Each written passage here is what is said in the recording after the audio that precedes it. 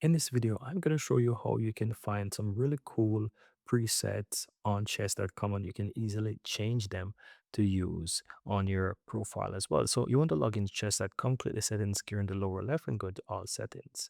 Now, right here, you have boards and you have pieces, right? And you can easily change boards and you can change the pieces and you can even change backgrounds as well, which is really, really cool. So you can do all of these things and click and save, but you also have presets, and these are like a really good combination of all. And so you can see different presets right here, and you can just go through them and select different presets and you will see what they look like, right? So whether it's board and the pieces or it's also contain backgrounds as well, you will see, for example, this one looks really, really cool. So you can find some really nice presets within the account there that you can quickly go for.